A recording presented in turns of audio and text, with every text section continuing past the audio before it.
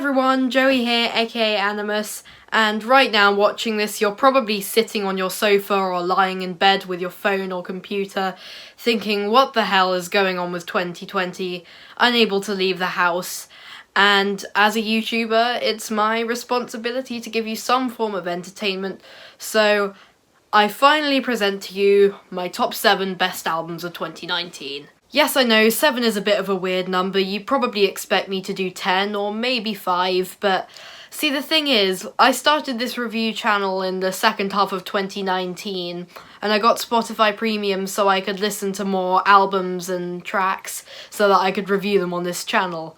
But for the first half of 2019, I wasn't doing this, so I didn't actually listen to all that many new albums last year. So if I gave you 10 albums, they probably wouldn't be like the very best. Some of them I think were pretty good, but not great, if that makes sense to you. And if I did top 5, there would be more things that I'd want to give a mention. So there were 7 albums last year that I thought were truly great, and here they are. The experimental electronic duo Matmos make an album almost completely, or maybe even completely, out of sounds made by plastic objects. And while sometimes concepts like this can come off as a bit gimmicky and not actually make music that's pleasant to listen to, this album is so much fun to listen to, off the wall and really intriguing. I love the way the chaotic sound represents the masses of plastic that get thrown into landfill and the oceans, like you see on the cover. Like, looking at that cover, you can sort of imagine what this thing sounds like. Truly impressive. The new album from the singer and producer Hudson Lee was something so beautiful and relaxing, even in its more aggressive moments. It has such a feeling of space and wonder.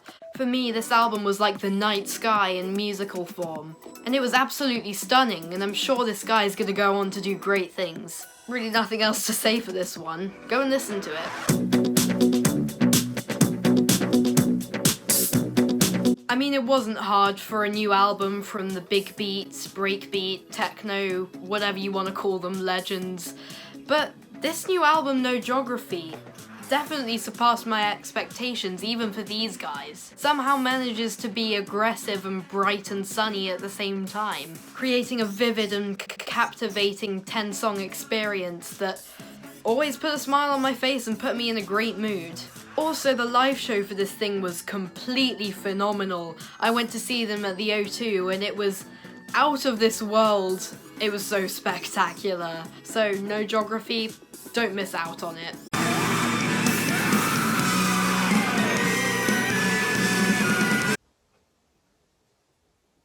I could probably sum up all my feelings on HAQQ with that one face, but my first heavy metal album was quite an album.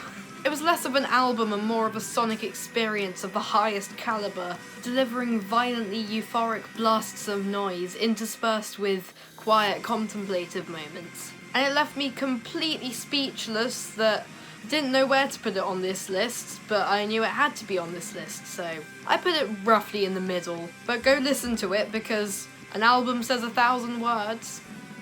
Oh, actually, I think the saying is a picture says 1,000 words.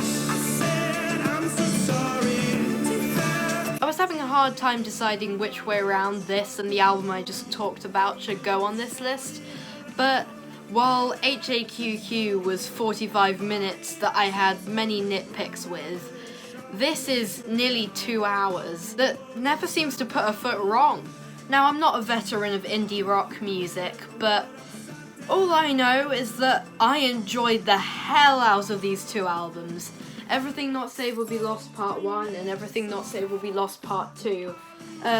Kind of modern masterpieces for me, even though I feel strangely alone in my completely loving this project. But hey, it all comes down to personal opinion, and at the end of the day, I loved this thing. It's interesting how they did this Part 1, Part 2 format, where Part 1 came out in March and Part 2 came out in October, I think it was. Yeah, October. They both have very different sounds, but they're tied together by this apocalyptic theme.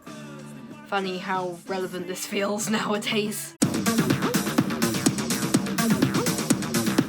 I'm not exactly sure if Drift Series 1 should really be on the top 7 best albums of 2019, because it's not an album, it's a 6-hour project, actually well over 6 hours if you include the videos and bonus material. But basically the idea behind this thing is that Underworld would release a new piece of music and a video once a week. I think it was every Thursday for a whole year. I have no idea how they kept this up, and I am also flabbergasted at the fact that there's really not a single bad track in this entire project.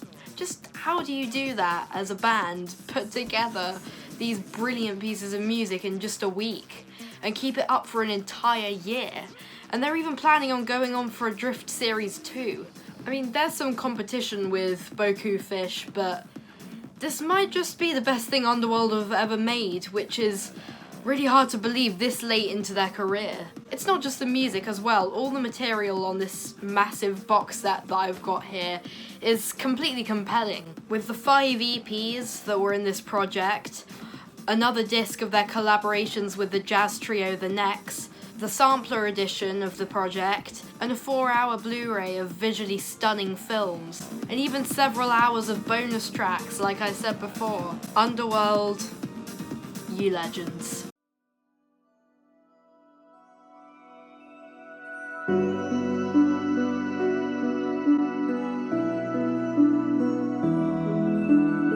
If you watch my review of this album, or you've just heard what my thoughts are on BT in general, this may not come as a surprise to you, but god damn, there was no competition for this top spot. Stunning, stunning, stunning, stunning, beautiful, amazing, detailed. Damn, I don't know.